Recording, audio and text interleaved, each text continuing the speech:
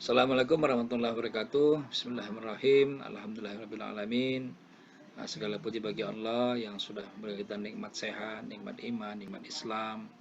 Semoga dengan sehat kita ini kita semakin banyak memberikan kebaikan-kebaikan kepada alam, kepada umat, kepada manusia dan juga kepada yang lainnya. Dan semoga terus kita punya semangat untuk terus bekerja lebih baik dan lebih baik lagi. Kawan-kawan sekalian, pada kesempatan ini, pengajian ini kita akan membahas tentang disiplin, di mana disiplin ini merupakan hal yang sangat penting ya di dalam pekerjaan kita. Dengan disiplin, ya kita akan bekerja lebih baik, lebih bahagia, ya, lebih punya prestasi, ya. Tapi apabila kita bekerja tidak disiplin, maka pekerjaan kita juga tidak akan selesai dengan baik, ya. Kualitasnya juga menjadi buruk, kita pun menjadi tidak berbahagia. Nah, inilah topik kita pada kesempatan ini ya tentang disiplin. Ya, mari kita melihat satu persatu ya. Ini ya, kita akan membahas tentang disiplin yang sangat penting tentunya ya. Meskipun ini bukan bahasa Indonesia ya. Ini disiplin ini adalah bahasa Inggris ya, yang artinya kalau kita lihat adalah to obey rules ya, or a code of behavior using punishment to correct disobedience ya. Jadi memang disiplin ini adalah mematuhi aturan ya, kalau dalam definisi bahasa Inggrisnya mematuhi aturan atau satu perilaku ya, perilaku di mana di situ digunakan punishment untuk mengoreksi kalau ada hal-hal yang melanggar aturan ya. Nah, jadi ternyata kita lihat antara punishment ya, antara disiplin dengan punishment ini tidak bisa kita pisahkan ya. Karena memang kalau kita ingin berdisiplin, maka yang melanggar aturan kita harus terapkan dalam konteks hukuman ya. Tentunya hukuman yang membuat dia kembali untuk menaati aturan. Itu kalau saya lihat definisi daripada bahasa Inggrisnya ya. Karena kalau kita lihat disiplin ini kan bisa banyak interpretasi ya.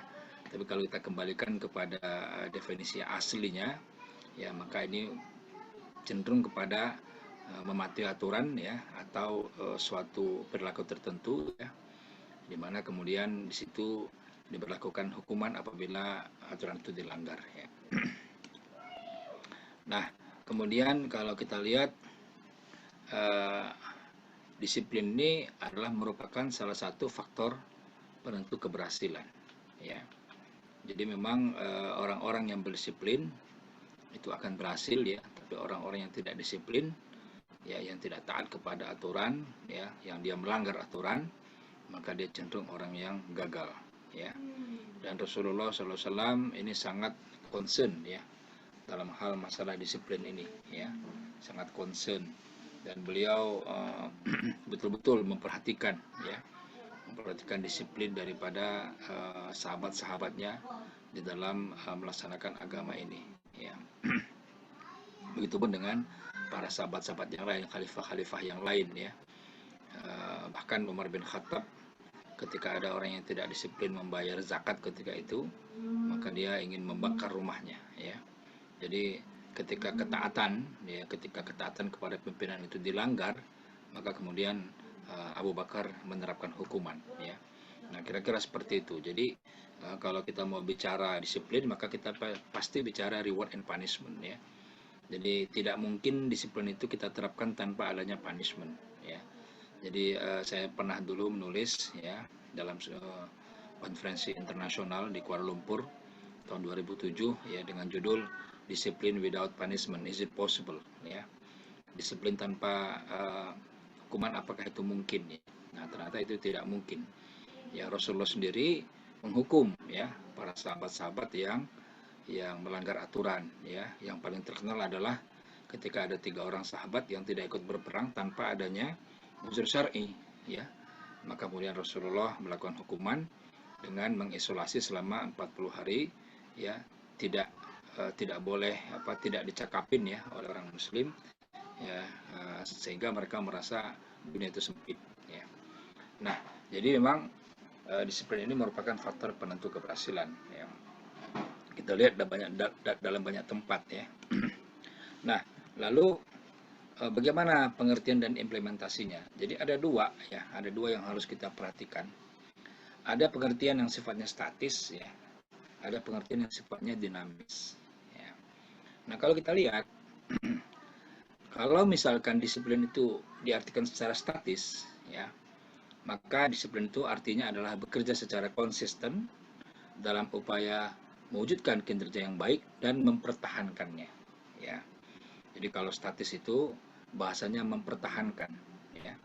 Nah, tetapi kalau kita maknai secara dinamis, ya, disiplin itu adalah bekerja secara konsisten, ya, taat kepada aturan dan sebagainya dalam upaya mewujudkan kinerja yang baik dan lebih baik lagi. Nah, itu, ya. Jadi baik, lebih baik, lebih baik, lebih baik lagi, gitu ya. Jadi terus-terusan, ya. Dalam bahasa mutunya adalah continuous improvement, ya. Dalam bahasa manajemen mutu Jepang itu kaizen disebutnya. Nah, kalau kita adalah ihsan, ya. Kalau dalam Islam disebutnya ihsan. Itu artinya kita harus bekerja lebih baik, lebih baik, lebih baik, ya. Atau ahsan atau ihsan, ya. Nah, sehingga dalam implementasinya, ya, apabila statis itu penggunaan waktu secara efektif, yaitu so pasti, kemudian bekerja sesuai SOP itu juga iya, kemudian taat pada aturan ditetapkan itu juga harus, ya. Tetapi dalam dinamis, ya, dalam pengertian dinamis, disiplin itu tidak hanya yang tiga hal tadi, ya, tidak hanya penggunaan waktu secara efektif, ya, tidak hanya bekerja sesuai dengan SOP, tidak hanya taat pada aturan yang ditetapkan, juga membuat perencanaan yang mengedepankan inovasi, ya. Nah, jadi ini perlu digarisbawahi adalah inovasi. Nah, ada inovasi untuk terus bagaimana berpikir agar apa yang kita peroleh hari ini menjadi lebih baik lagi, ya. Jadi tidak sekedar mempertahankan. Kalau mempertahankan kita statis, ya. Nah, tapi kalau kita dinamis itu adalah lebih baik, ya, lebih baik lagi dan lebih baik lagi, ya.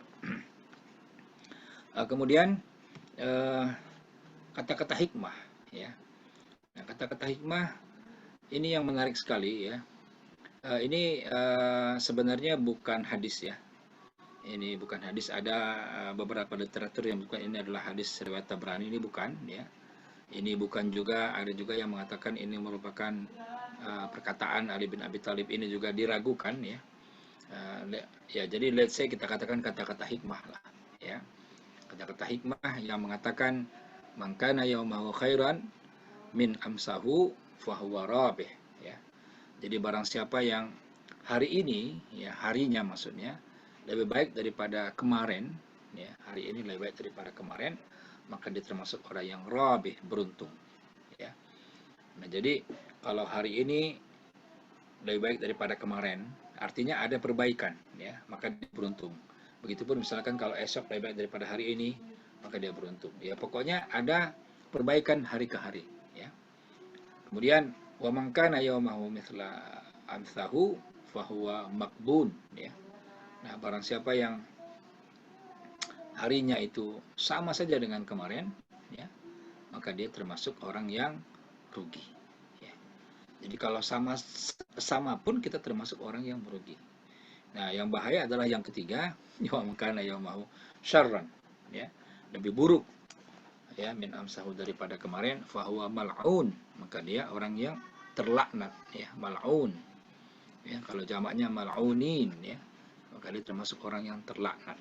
Nah, jadi ini kata-kata hikmah ini akan membuat konsekuensi ke dalam diri kita, bahwasanya kita dalam bekerja ini harus berusaha untuk menjadi lebih baik, ya, dalam hal apapun yang kita kerjakan. Jangan sampai sama saja dengan yang kemarin, ya, apalagi nauzubillah menjadi lebih buruk, ya. Nah, spirit inilah yang harus kita pergunakan di dalam kita bekerja dimanapun dan posisi apapun, untuk kita membuat bagaimana ke depan, ya, ke depan itu dikatakan juga dengan hari esok ya, ke depan itu menjadi lebih baik lagi ya. Nah, pokok bahasan kita ada beberapa ya, ada 5 nanti. Yang pertama adalah spirit disiplin sebagai spirit kebaikan ya. Jadi semangat kita melakukan disiplin ini, semangat kita menaati daripada aturan ya, semangat kita dalam mengerjakan pekerjaan-pekerjaan kita dengan tepat waktu, itu merupakan spirit kebaikan ya. Sebagaimana kita dijelaskan dalam surat Al-Qasas ya. Surat Al-Qasas ini surat yang ke-27 kalau saya tidak ya salah, atau yang ke-28 ya. Ini surat Al-Qasas ya.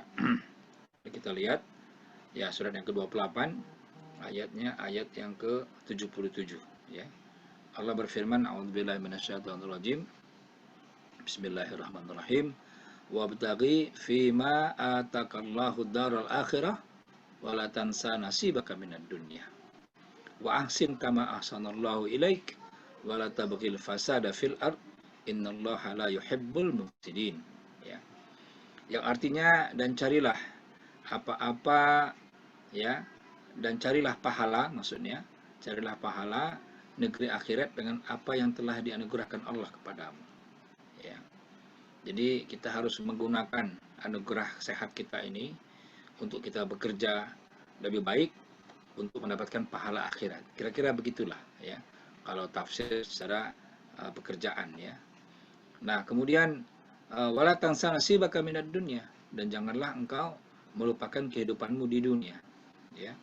Nah, memang ini konteksnya adalah akhirat ya. Jadi apapun yang kita lakukan mesti kita tujukan untuk akhirat, tetapi dunia jangan kita lupakan ya. Nah, ini kan ada orang yang kadang-kadang karena terlalu fokus kepada kehidupan akhiratnya ya, kemudian dia melupakan dunianya. Itu juga tidak benar ya. Jadi jangan kita lupakan dunia kita ya, karena kita masih hidup di dunia, dan dunia ini berlaku hukum sebab akibat ya. Kemudian wa ahsin kama ahsanallahu ilaik ya, dan berbuat baiklah ya kamu ya, berbuat baiklah kamu sebagaimana ya Allah telah berbuat baik kepadamu ya. Jadi ini jelas, wa ahsin, berbuat baiklah kamu. Kenapa? Kama ahsanallahu ilaik, karena Allah sudah berbuat baik kepadamu ya. Kurang baik apanya? Allah sudah memberikan semua fasilitas di bumi ini untuk manusia. Allah sudah menciptakan semuanya, matahari, bulan, ya, laut, air, udara, semuanya untuk manusia. Bahkan hewan-hewan, tumbuhan, semuanya untuk manusia. Ya. Nah, oleh karena itu kita juga harus berbuat baik. Ya. Nah, inilah spirit kebaikan, inilah yang harus kita sebarkan ya ke seluruh alam sebenarnya melalui apa yang kita kerjakan sekarang. Jadi spirit disiplin ini adalah sebagai spirit kebaikan. Ya. Kemudian ayat yang berikutnya, sambungan ayatnya adalah wala tabghil fasada fil ard, janganlah engkau berbuat kerusakan di muka bumi ya.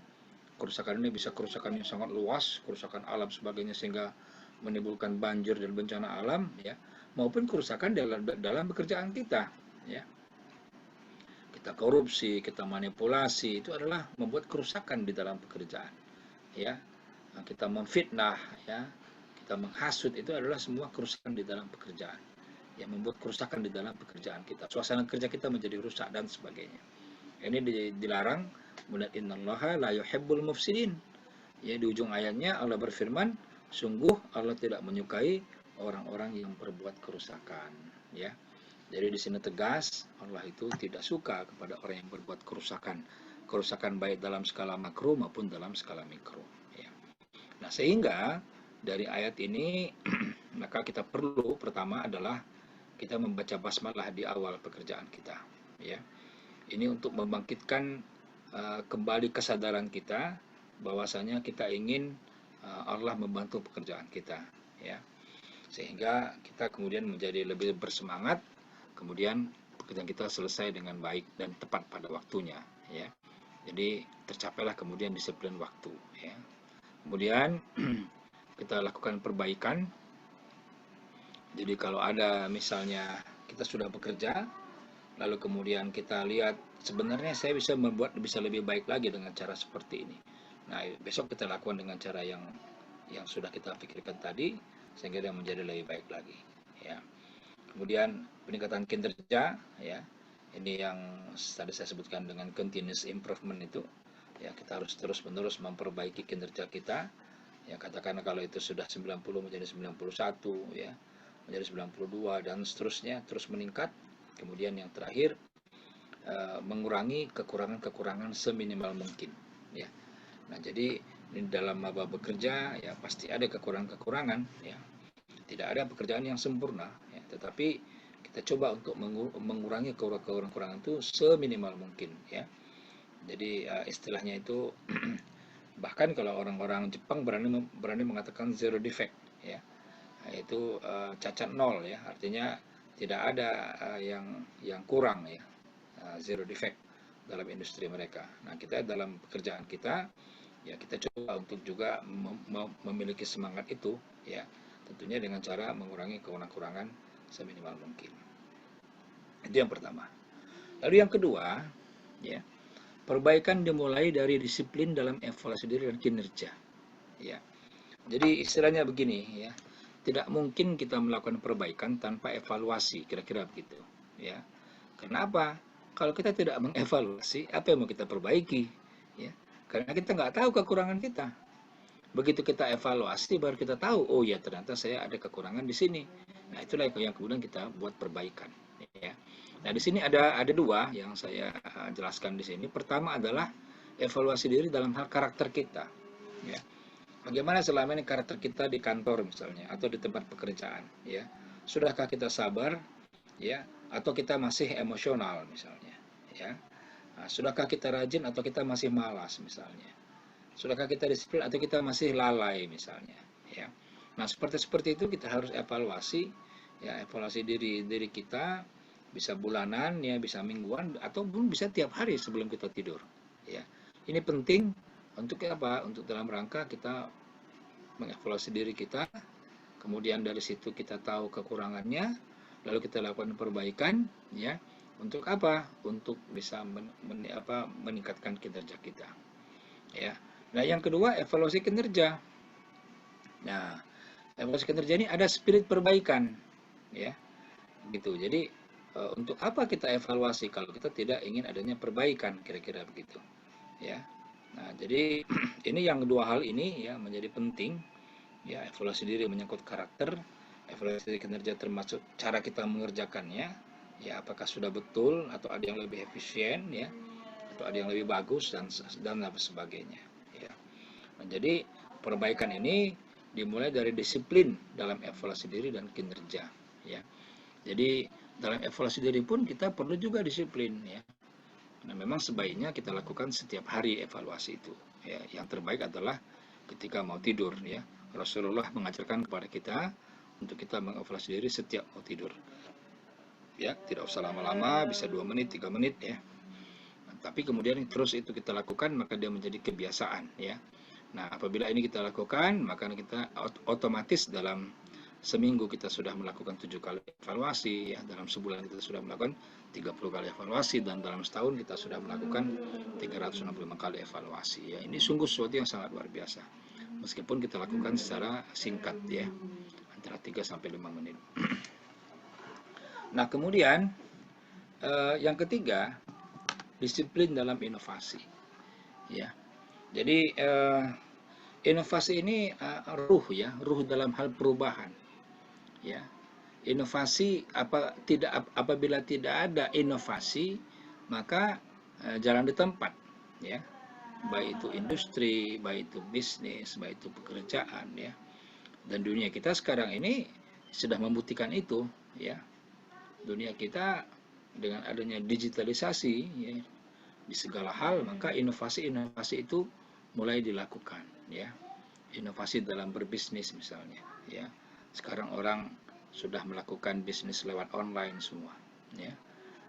Lalu inovasi dalam belajar, ya. Sekarang orang belajarnya online semua, ya, baik sekolah formal maupun sekolah informal, ya.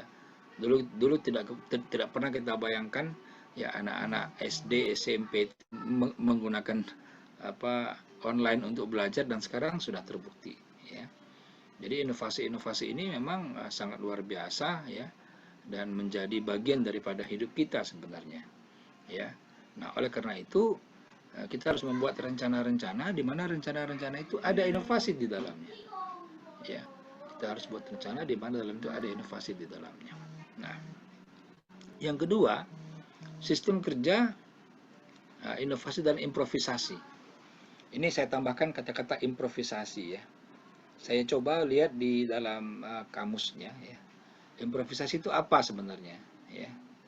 Kadang-kadang kita mengatakan sesuatu yang kita kurang paham tentang maknanya ya.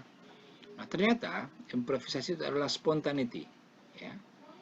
Spontaneity itu sesuatu yang langsung ya, langsung kita kerjakan ya, tanpa kita pikirkan panjang gitu ya. Atau dalam pengertian lain, lack of premeditation ya.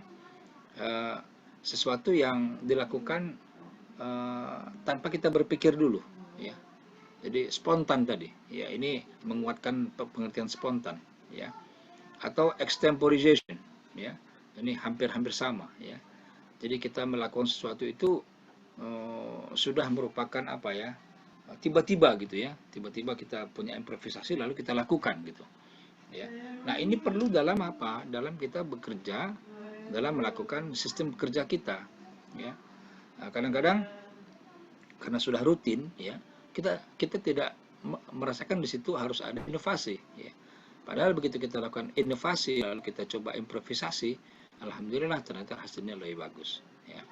Nah, jadi di sini perlu ya sistem kerja yang di situ ada inovasi dan juga ada improvisasi. Nah, yang kemudian yang berikutnya adalah kita harus mencari solusi-solusi baru ya.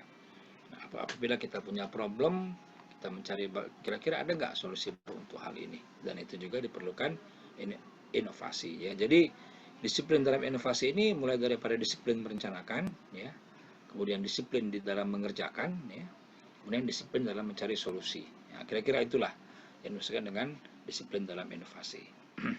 Kemudian yang keempat ya, disiplin dalam ketaatan. Nah, ini ya. Ini yang luar biasa ya, yang jarang sekali ini terhunjam ya di dada daripada orang-orang yang bekerja ya. Mari kita lihat di dalam surat An-Nisa ya, ada ayat 59 tentang disiplin dalam ketaatan ini ya. An-Nisa adalah surat yang keempat, ayatnya ayat 59. A'udzubillahi minasyaitonir rajim. Bismillahirrahmanirrahim. Ya ayyuhalladzina amanu atiiullaha wa atiiur rasul wa ulil amri minkum. Fa in tanaza'tum fi syai'in farudduhu ila Allahi war rasuli in kuntum tu'minuna billahi wal yawmil akhir. Dzalika khairun wa ahsanu ta'wila. Shadaqallahul adzim. Wahai orang-orang yang beriman, ya ayyuhalladzina amanu atiiullah ya. Taatlah kepada Allah, taatilah Allah ya. Kemudian wa atiur rasul, dan taatlah kepada rasul ya. Jadi ati Allah wa atiur rasul itu dipakai dua kali. Artinya apa? Ketaatan mutlak ya. Mutlak. Tidak ada tapi enggak ada tapi-tapinya ya. Kalau kepada Allah dan Rasul itu ketaatannya mutlak. Wa ati Allah wa atiur rasul. Nah, kemudian kepada pemimpin ya, kepada direksi ya, kepada atasan kita misalnya, itu tidak dipakai lagi kata-kata wa ati'u ulil amri, tidak ya, tetapi langsung disambungkan wa ulil amri minkum ya, dan pemimpin kamu ya.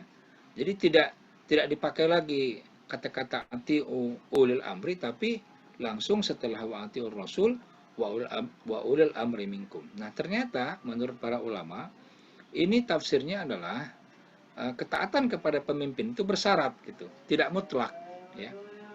Apabila pemimpin itu mengajak kepada kemaksiatan, ya jelas tidak boleh taat ya.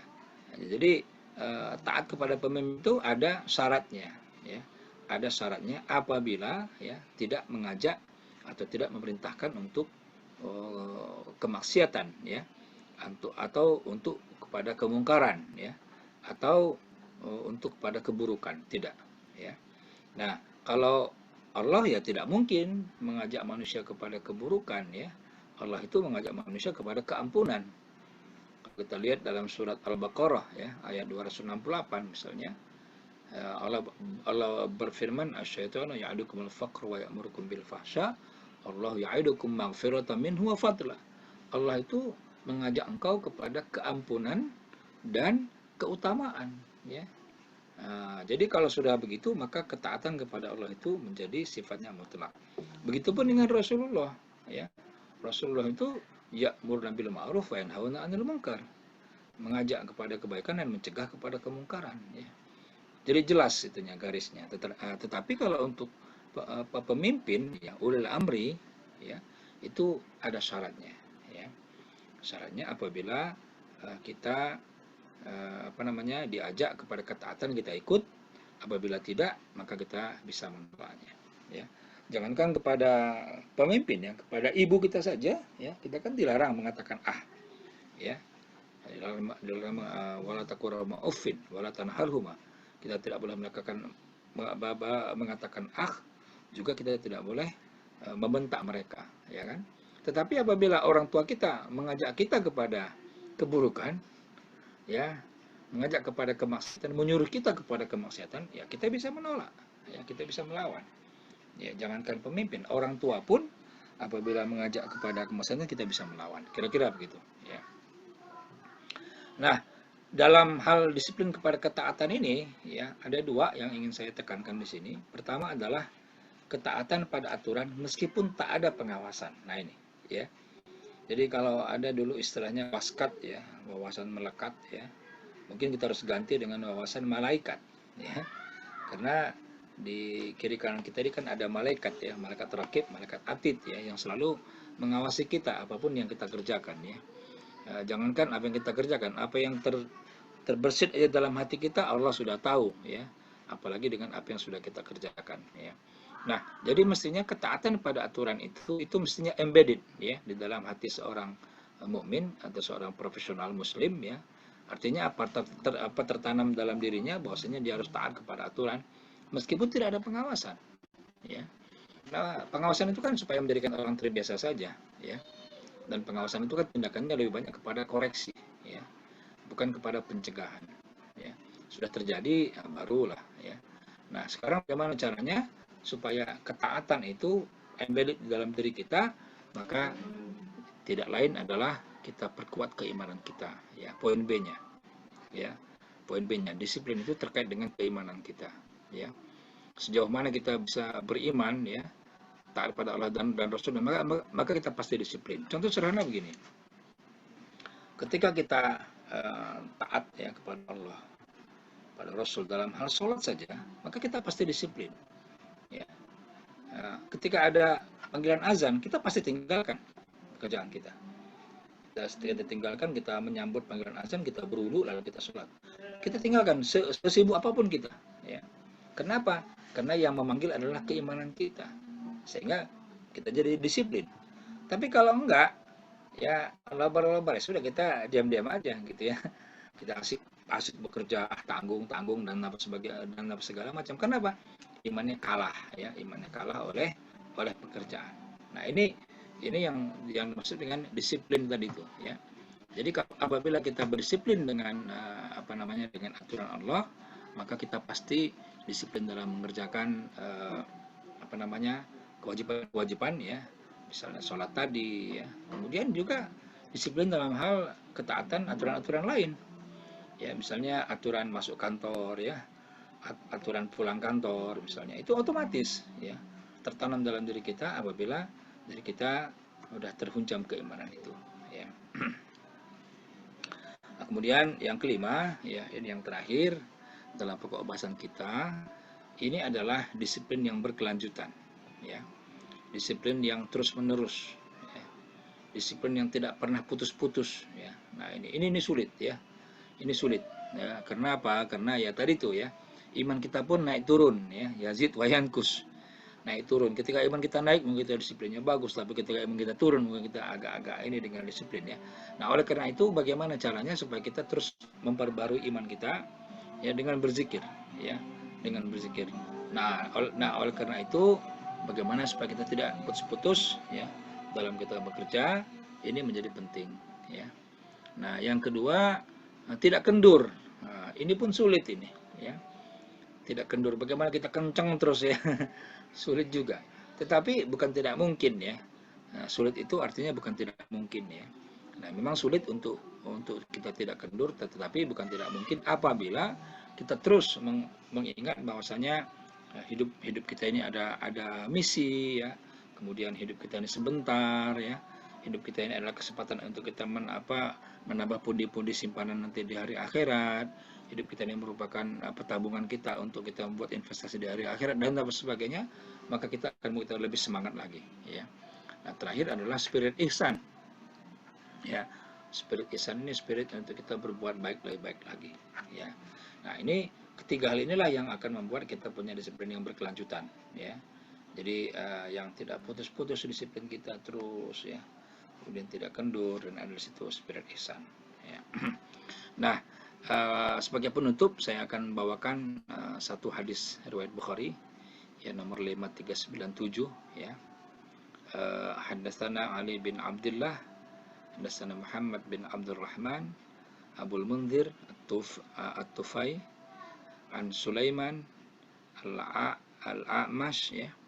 Qala haddatsani Mujahid an Abdullah bin Umar radhiyallahu anhuma qala akhadha Rasulullah sallallahu alaihi wasallam bimangkiri faqala kun fid dunya ka'annaka gharib ya aw 'abir sabilin wa kana ibnu Umar yaqul idza amsayta fala tantazir as-sabaha wa idza asbahta fala tantazir al-masaa wa khudh min sihhatika limaradika wa min hayatika limautika.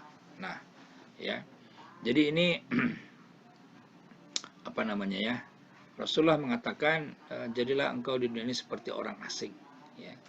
Seperti orang asing yang ya, namanya orang asing kan sementara ya, musafir ya. Dia harus kembali lagi ke tempatnya, ya. Nah, Rasulullah katakan seperti itu, ya. Kemudian Rasulullah katakan lagi, idza amsayta fala tantazil sabaha ya. Jadi apabila kita ada dalam waktu malam atau sore ya, jangan kita tunggu pagi ya. Untuk apa? Untuk kita beramal ya. Jadi ini maksudnya adalah disiplin waktu ya. Disiplin waktu dalam kita mengerjakan pekerjaan, jangan kita tunda-tunda ya. Sebab apa? Sebab menunda pekerjaan ini adalah suatu penyakit yang kalau ini dibiarkan ini akan sangat berbahaya ya. Kemudian wa idza asbahta, apabila engkau dalam waktu subuh fala tantaziril masa, jangan tunggu sampai sore ya. Ini dia. Jadi ini juga sama, intinya adalah jangan kita tunda-tunda pekerjaan kita ya. Jadi disiplin waktu itu adalah sangat-sangat penting. Apabila kita menunda pekerjaan kita, maka dikhawatirkan pekerjaan tidak akan selesai dan kemudian menumpuk ya, lama-lama kita jadi stres sendiri. Kemudian wakhudh bin sihatika limarudika ya, gunakanlah sehatmu sebelum sakitmu ya. Nah, jadi sekarang alhamdulillah Allah berikan kesehatan, kita gunakan semaksimal mungkin ya. Nanti kalau sakit kita akan menjadi susah ya. Kemudian wa min hayatika limautika, dan kemudian kita gunakan sebaik-baiknya masa hidup kita sebelum datang masa mati kita ya. Sebelum datang kematian kita yang memutus segala kenikmatan hidup kita di dunia ini. Nah, barangkali ini yang bisa saya sampaikan ya pada pengajian kita kali ini ya. Mudah-mudahan spirit disiplin ini, spirit kebaikan ini ya, spirit ihsan ini bisa menjadi bagian dalam diri kita, dan yang paling penting adalah bagaimana kita terus meningkatkan iman kita ya. Karena tadi disiplin ini sangat terkait dengan keimanan kita. Apabila kita terus-menerus iman kita meningkat, maka terus-menerus kita punya disiplin akan juga meningkat. Demikian, saya sudahi. Assalamualaikum warahmatullahi wabarakatuh.